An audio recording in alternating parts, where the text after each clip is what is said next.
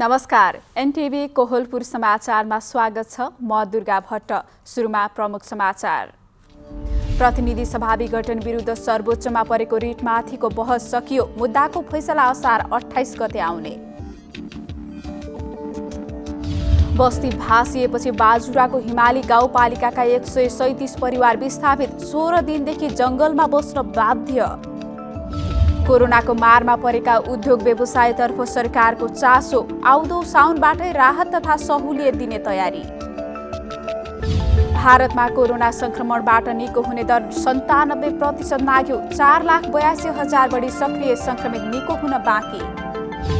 र नेपालले सहभागिता जनाउने एएफसी फुटसल एसियन कप छनौट तालिका सर्यो। प्रतियोगिता अब सन् 2022 को अप्रिल 1 देखि हुने। समाचार अब विस्तारमा। प्रतिनिधि सभाको विघटन विरुद्ध सर्वोच्च अदालतमा परेको मुद्दाको फैसला यही असार 28 गते आउने भएको छ।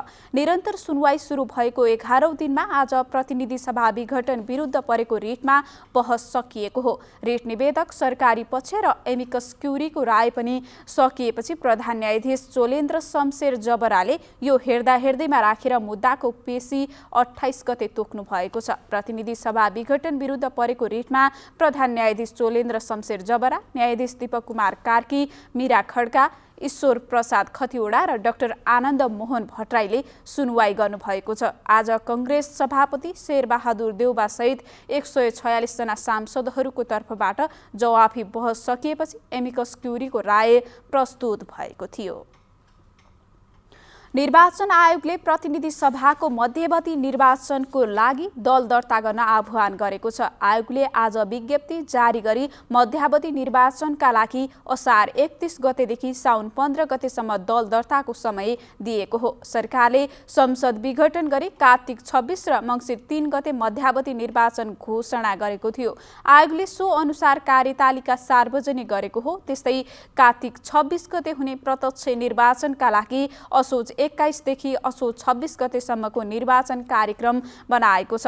मङ्सिर 4 गते हुने निर्वाचनका लागि असोज 31 गतेदेखि कार्तिक 5 गतेसम्मको निर्वाचन कार्यक्रम बनाएको आयोगका प्रवक्ता राजकुमार श्रेष्ठले जानकारी दिनुभयो। आयोगले अन्तिम मतदाता नामावली भदौ 23 गते प्रकाशन गर्ने जनाएको छ। समानुपातिक निर्वाचन प्रणालीतर्फको निर्वाचन कार्यक्रम भने भदौ 2 देखि कार्तिक 2 गतेसम्म सञ्चालन हुने आयोगले जनाएको छ। यसैबीच निर्वाचन आयोगले प्रतिनिधि सभाको दुवै चरणको चुनावी कार्यतालिका स्वीकृत गरेको छ। प्रधानमन्त्री केपी ओलीको सिफारिसमा राष्ट्रपति विद्यादेवी भण्डारीले प्रतिनिधि सभा विघटन गरेर 26 कार्तिकमा पहिलो चरण र 3 मङ्सिरमा दोस्रो चरणको निर्वाचन घोषणा गर्नुभएको थियो। बर्दियामा पाटेबाघको आक्रमणबाट आज 1 जनाको ज्यान गएको छ। पाटेबाघको आक्रमणबाट मधुवन नगरपालिका वडा नम्बर 3 का 67 वर्षीय चित्रबहादुर खत्रीको ज्यान गएको डिभिजन वन कार्यालय बर्दियाका प्रमुख महेन्द्र राज वाग्लेले जानकारी दिनुभयो। घरबाट दाउरा खोज्न गएका खत्री हिजोदेखि नै हराइरहेका थिए। खत्रीको खोजी गर्ने क्रममा आज नेपाल भारत सीमा क्षेत्रमा पर्ने पिल्लर नम्बर 83 र 84 को बीच भागमा सम्झना सामुदायिक वनभित्र सब फेला परेको बीओपी भग्रैया सशस्त्र प्रहरी बलका प्रहरी निरीक्षक अस्मित थापाले बताउनुभयो। बर्दिया राष्ट्रिय निकुञ्ज तथा मध्यवर्ती सामुदायिक वन र राष्ट्रिय वन तथा सामुदायिक वन क्षेत्रमा पाटेबाघको आक्रमणबाट 1 वर्षभित्र 12 जनाको ज्यान गएको छ। यस्तै 2 वर्ष यता पाटेबाघबाट 21 र जंगली हात्तीबाट 2 गरी 23 जनाले ज्यान गुमाइसकेका छन्। गाउँ मुनिबाट खनेको सडकले बस्ती भासिएपछि बाजुराको दुर्गम हिमाली गाउँपालिकाका 2 गाउँका 137 परिवार विस्थापित भएका छन्। 16 दिनदेखि जंगलमा बसिरहेका उनीहरू कन्दमुलले छाक टार्दै ओडा र रुखको ओत लागेर रात काट्न बाध्य छन्। हिमाली 4 को फैती गाउँका 40 र वडा नम्बर 5 को क्युडीका 97 परिवार बिचलीमा परेका हुन्। उनीहरूले गाउँभन्दा 1 घण्टा परको जोरगाउँ जंगलमा आश्रय लिएका छन्। वडा सदस्य सदस्य समेत रहेका पीडित वीरबहादुर बुढाका अनुसार चिसो भुइँमा सुत्नु परेकाले धेरैजना बिरामी हुन थालेका छन्।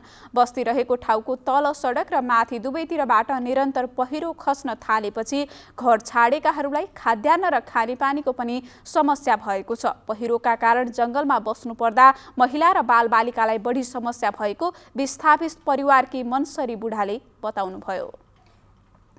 सरकारले भोलिदेखि खोप अभियान अन्तर्गत भेरोसेल खोपको दोस्रो मात्रा दिने भएको छ। यसअघि भेरोसेल खोपको पहिलो मात्रा लगाएका सबैले दोस्रो डोज लिन पाउने भएका छन्। 1 महिना अघि पहिलो डोज लगाएकाहरू र त्यस पहिले पनि पहिलो डोज लगाएर दोस्रो डोज लगाउन छुटेकाहरूले खोप लगाउन पाउने खोप शाखाका प्रमुख डाक्टर झलक शर्मा गौतमले जानकारी दिनुभयो। पछिल्लो पटक भेरोसेलको पहिलो खोप लगाएकाहरूको संख्या झण्डै 5 लाख रहेको र यसअघि छुटेका समेतलाई पुग्ने गरी दोस्रो डोजको व्यवस्था मिलाएको उहाँले बताउनुभयो। यता कोभिसिल्डको पहिलो खोप लगाएर दोस्रो डोजको पर्खाइमा रहेका ज्येष्ठ नागरिकले कहिलेसम्म खोप पाउने भन्ने बारे अझै निश्चित भइसकेको छैन।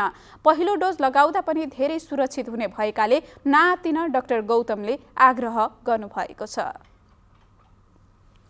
नेपालमा आज थप 2622 जनामा कोरोना भाइरस संक्रमण पुष्टि भएको छ। स्वास्थ्य तथा जनसङ्ख्या मन्त्रालयका अनुसार 7479 नमुनाको PCR परीक्षण गर्दा 1745 जना संक्रमित फेला परेका छन्।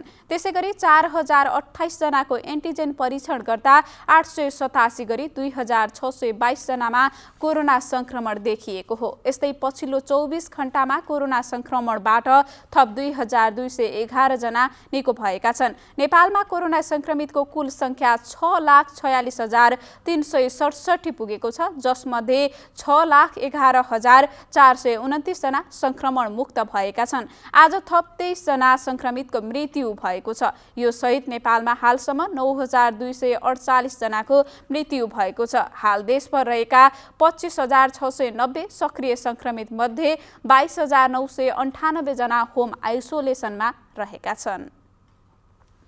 समाचारको क्रम जारी नै छ। अहिलेलाई एकैछिनको विश्राम।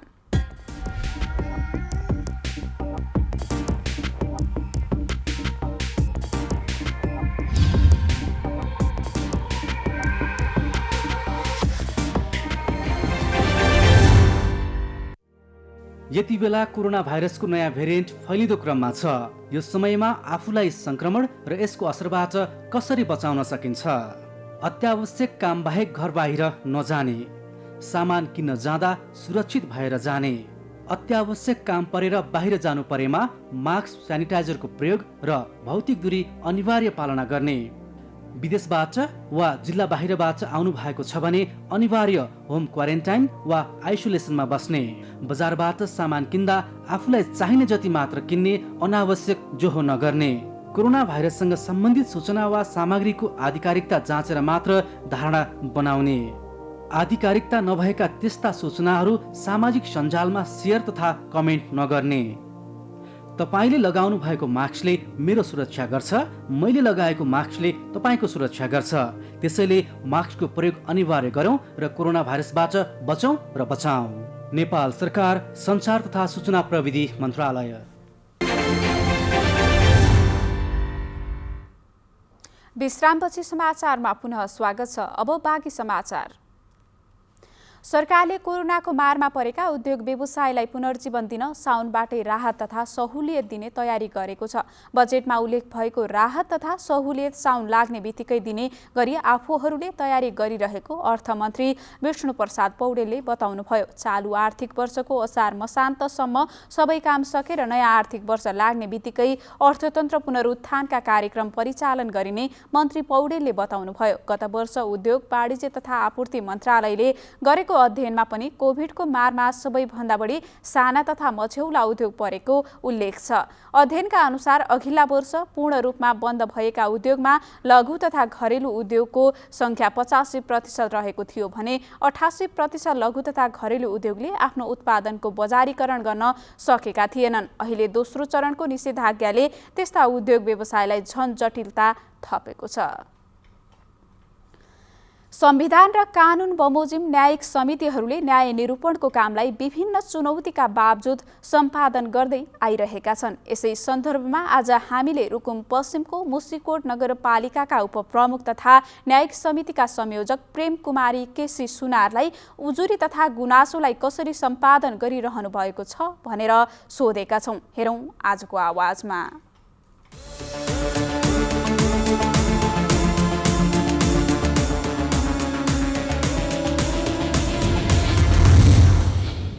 संविधानको धारा 217 बमोजिम गाउँपालिका तथा नगरपालिकामा एक न्यायिक समिति रहने व्यवस्था अनुसार धारा 47 र 1 र धारा 47(2) बमोजिम हाम्रा प्रयोग गर्ने अधिकारहरू छ र जो धारा 47(1) बमोजिम निरूपण गर्ने 13वटा अधिकार र धारा 47(2) बमोजिम मेलमिलापको माध्यमबाट मात्र फलसिद्ध गर्ने अधिकारहरू जो एउटा 11वटा अधिकारहरू छ। मेलमिलापकर्ताहरूलाई पनि हामीले 48 घण्टे ट्रेनिङ दिएर हामीले मेलमिलापकर्ताहरूलाई सूचीकृत गरेका छौँ र वडा स्तरमा पनि मेलमिलाप व्यवस्थापन समिति भनेर पनि गठन गरेका छौँ र 3-3 जना साथीहरू हुनुहुन्छ र उहाँहरूको पनि राम्रो भूमिका चाहिँ भइरहेको छ। त्यसो गर्दा अघिल्लो वर्षमा सबै मुद्दाहरू नगरपालिकामा आएको थियो भने पछिल्लो वर्षहरूमा केही मुद्दाहरू वडामा नै व्यवस्थापन हुने भएकोले धेरै उजुरीहरू यतातिर चापपिन नभएको अवस्था छ। हामीसँग कानुनहरू कति बेला चेन्ज हुन्छ त्यो कुरा पनि हामीसँग खास अध्ययन र नपुग्ने हुँदा अलिकति त्यता पनि समस्या भएको छ। र अर्को कुरा अलिकति हामीलाई एउटा व्यवस्थापकीय पाटोहरू जस्तो कि अहिले भौगोलिक अवस्था र एउटा पूर्वाधारको कुराहरू समस्या भएको छ। हामीलाई पक्ष विपक्षहरू आउनुहुन्छ र हामीले सँगै बसालेर उहाँहरूको उजुरीहरू लिने रायहरू ल्याउने गर्दा केही घटना घट्ने त्यस्तो प्रकारको समस्या पनि छ भने अर्को कुरा महिला बालबालिकालाई हामीले अलग्गै राखेर उहाँहरूको एउटा गोपनीयताको कुरालाई पनि ध्यान दिने अथवा त्यतातिर मध्यनजर गर्ने भएको हुँदा त्यो कुराले पनि पूर्वाधारले हामीले अलिकति साथ दिइराखेको अवस्था छ र हामीसँग एउटा कानुनमा नै व्यवस्था एउटा कानुन अधिकृत लेभलको मान्छे अथवा कर्मचारी राख्ने त्यो व्यवस्था सङ्घीय सरकारले गरेको छैन। त्यो हुँदा हामीसँग कानुन अधिकृतता राखेका छौँ तर उहाँलाई म्यानेज गर्न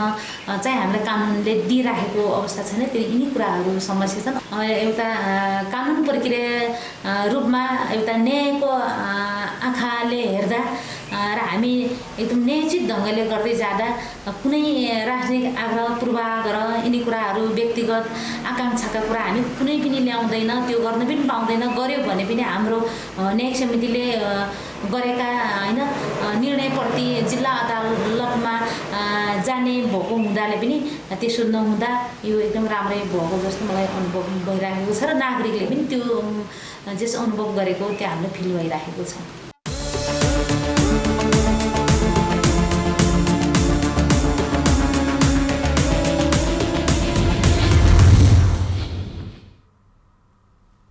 सडक किनारा सौन्दर्यकरणका लागि पश्चिम नवलपरासीको सुनवलमा पूर्व पश्चिम राजमार्गको दायाँ बायाँ वृक्षारोपण सुरु गरिएको छ। 4 लेनमा विस्तार भइरहेको सडकको सुनवल ज्यामिरेदेखि भुमईसम्म 16 किलोमिटर क्षेत्रमा 1,62,69,70,000 रुपैयाँको लागतमा वृक्षारोपण सुरु गरिएको हो। सडक किनारा सौन्दर्यकरण कार्यक्रमको आज लुम्बिनी प्रदेश सरकारका उद्योग, वन तथा वातावरण मन्त्री कल्पना पाण्डेले बिरुवा रोपेर सुरुवात गर्नुभयो। वृक्षारोपणका लागि वन तथा भू संरक्षण विभागको 49,97,000, सुनवल नगरपालिकाको 42,84,000 र उपभोक्ताको 19,87,000 को लागत सहभागिता रहेको सुनवल नगरपालिकाका नगर प्रमुख भीमबहादुर थापाले बताउनुभयो।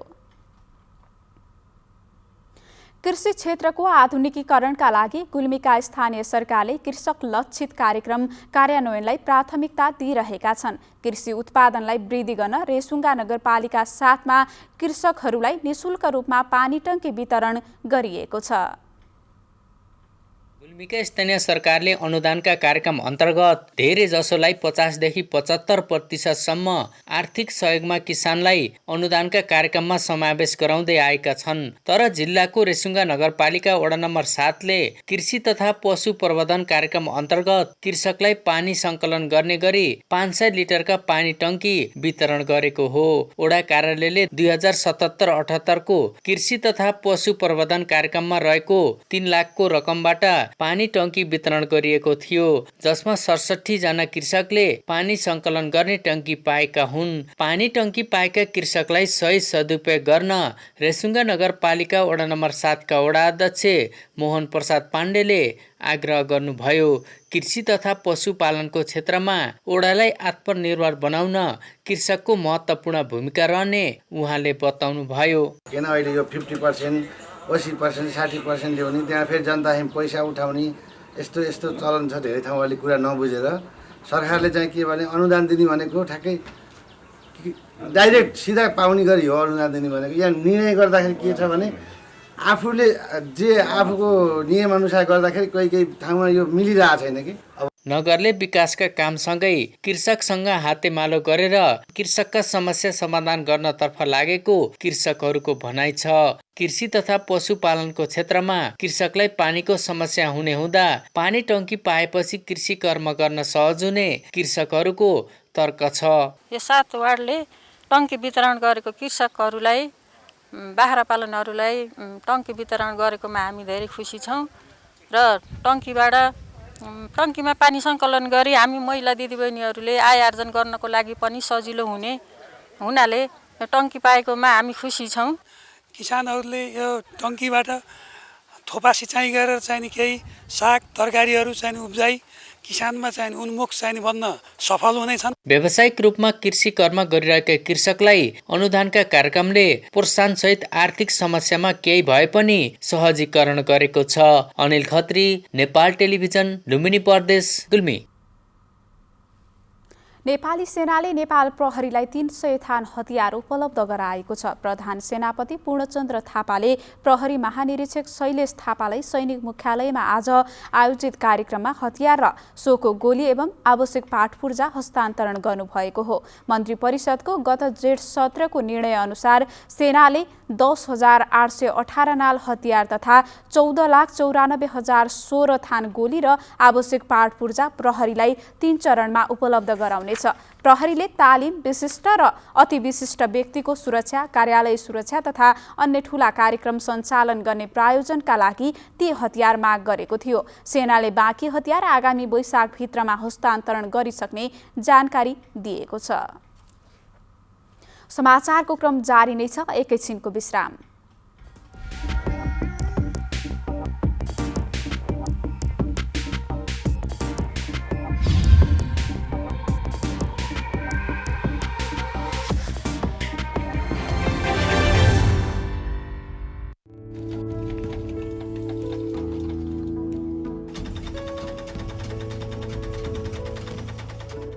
नमस्कार, म फुलङ्गी चिडिमार अति सीमान्तकृत समुदाय सहकर्मी समाजको रेल परियोजना मार्फत समूहमा सङ्गठित भएर स्थानीय सरकारसँग अधिकारको निमित्त आवाज उठाउँदा जीविकोपार्जनका लागि आवास, खाद्यान्न, मल, बिउ, सिँचाइ तथा प्राविधिक सहयोग पाइने रहेछ।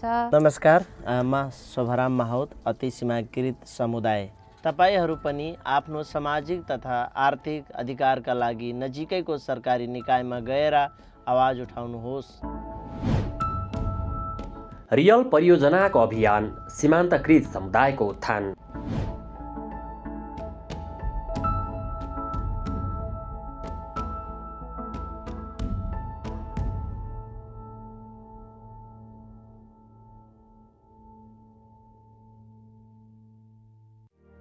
यति बेला कोरोना भाइरसको नयाँ भेरिएन्ट फैलिँदो क्रममा छ। यो समयमा आफूलाई संक्रमण र यसको असरबाट कसरी बचाउन सकिन्छ? अत्यावश्यक काम बाहेक घर बाहिर नजाने, सामान किन्न जाँदा सुरक्षित भएर जाने, अत्यावश्यक काम परेर बाहिर जानु परेमा मास्क, स्यानिटाइजरको प्रयोग र भौतिक दूरी अनिवार्य पालना गर्ने। विदेशबाट वा जिल्ला बाहिरबाट आउनु भएको छ भने अनिवार्य होम क्वारेन्टाइन वा आइसोलेसनमा बस्ने। बजारबाट सामान किन्दा आफूलाई चाहिने जति मात्र किन्ने, अनावश्यक जोहो नगर्ने। कोरोना भाइरससँग सम्बन्धित सूचना वा सामग्रीको आधिकारिकता जाँचेर मात्र धारणा बनाउने। आधिकारिकता नभएका त्यस्ता सूचनाहरू सामाजिक सञ्जालमा सेयर तथा कमेन्ट नगर्ने। तपाईले लगाउनु भएको मास्कले मेरो सुरक्षा गर्छ, मैले लगाएको मास्कले तपाईको सुरक्षा गर्छ। त्यसैले मास्कको प्रयोग अनिवार्य गरौँ र कोरोना भाइरसबाट बचौँ र बचाऊ। नेपाल सरकार, सञ्चार तथा सूचना प्रविधि मन्त्रालय।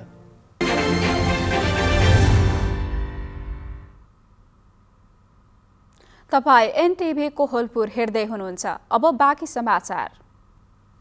राष्ट्रिय परीक्षा बोर्डले कक्षा 12 को परीक्षा आगामी साउन तेस्रो सातापछि लिने तयारी गरेको छ। वैशाखमा सम्पन्न हुनुपर्ने परीक्षा कोभिड-19 महामारी दोस्रो लहर फैलिएपछि 4 महिना पछाडि सरेको हो। बोर्डका सदस्य सचिव दुर्गा प्रसाद अर्यालले परीक्षा सञ्चालनको सहमतिका लागि मन्त्रालयमा प्रस्ताव पठाइसकिएको बताउनुभयो। त्यसै अनुसार विद्यार्थी ढुक्क भएर तयारी गर्न सक्ने उहाँको भनाइ छ। परीक्षाको मोडलबारे मन्त्रालयले निर्णय गरेपछि सार्वजनिक गरिने जनाइएको छ।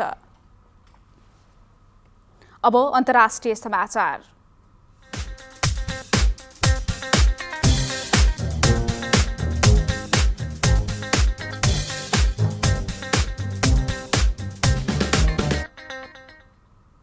भारतमा कोरोना भाइरस संक्रमण निको हुने दर बढेको छ। कोरोना भाइरसबाट निको हुने दर 97.11% पुगेको केन्द्रीय स्वास्थ्य तथा परिवार कल्याण मन्त्रालयले जनाएको छ।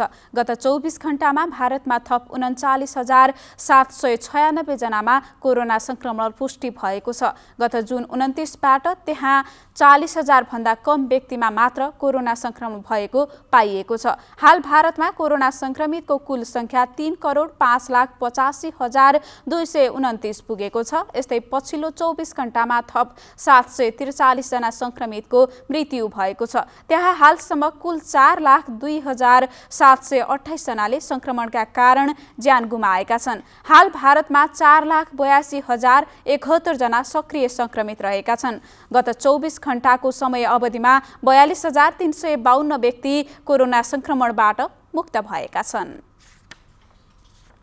फिलिपिन्समा हिजो भएको सैनिक विमान दुर्घटनामा परेर मृत्यु हुनेको संख्या 50 पुगेको त्यहाँको रक्षा मन्त्रालयले जनाएको छ। फिलिपिन्सको एउटा सैनिक विमान हवाई मैदानमा अवतरण गर्ने क्रममा दुर्घटनाग्रस्त विमानमा 92 जना सैनिक सवार रहेका थिए। दुर्घटनामा परेर मृत्यु हुनेमा 47 जना सैनिक छन्। अरू 3 जना गैर सैनिक नागरिक रहेका छन्। सुलु प्रान्तको जोलो द्वीप स्थित विमानस्थलमा अवतरण गर्ने क्रममा नजिकैको आवासीय क्षेत्रमा विमान घटनाग्रस्त भएको थियो।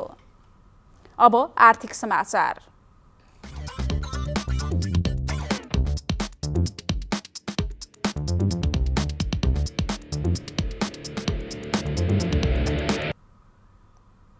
नेपाली बजारमा आज सुन चाँदीको मूल्य स्थिर रहँदै प्रति तोला 91,500 रुपैयाँमा कारोबार भएको नेपाल सुन चाँदी व्यवसायी महासंघले जनाएको छ। सुन हिजो पनि सोही मूल्यमा कारोबार भएको थियो। तेजाबी सुन पनि स्थिर रहँदै प्रति तोला 91,000 रुपैयाँ कायम भएको छ। यस्तै चाँदीको मूल्य पनि आज स्थिर रहेको छ। चाँदी प्रति तोला 1,325 रुपैयाँमा कारोबार भएको महासंघले जनाएको छ। अब खेलकुद समाचार।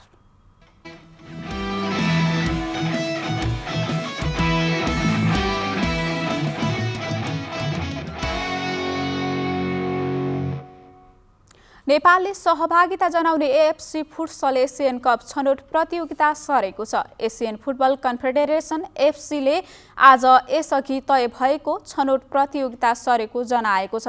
एएफसी अब छनौट प्रतियोगिता आगामी सन् 2022 को अप्रिल 1 देखि 15 सम्म हुने जनाएको छ। यसअघि छनौट खेल अक्टोबर 13 देखि 24 सम्म हुने तालिका रहेको थियो, तर कोरोना महामारीको कारण छनौट सारिएको एएफसीले जनाएको छ। यस्तै एएफसीले एएफसी फुटसल एसियन कपको फाइनल चरणको प्रतियोगिताको मिति समेत सरेको जनाएको छ। अब फाइनल प्रतियोगिता 2022 को सेप्टेम्बर 25 देखि 20 सम्म हुनेछ। यसअघि फाइनल प्रतियोगिता 2022 को फेब्रुअरी 16 देखि 27 सम्म हुने तय भएको थियो। छनौटका लागि नेपालले गौरव बस्नेतलाई मुख्य प्रशिक्षक नियुक्त गरेको थियो। यस्तै एन्फाले नेपाली टिम फुटसलको ए डिभिजन लिग पछि छनौट गर्ने जनाएको थियो। कोरोनाको कारण फुटसल लिग समेत स्थगित भइसकेको छ। अब मौसम।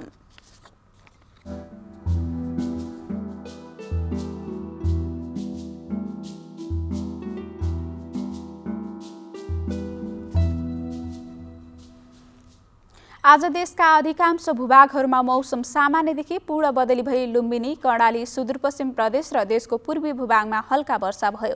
आज राति पनि देशका पूर्वी भूभाग र लुम्बिनी प्रदेशका धेरै स्थानमा साथै कर्णाली र सुदूरपश्चिम प्रदेशका थोरै स्थानमा हल्कादेखि मध्यम वर्षाको सम्भावना रहेको छ। अब मौसम सम्बन्धी थप विवरण।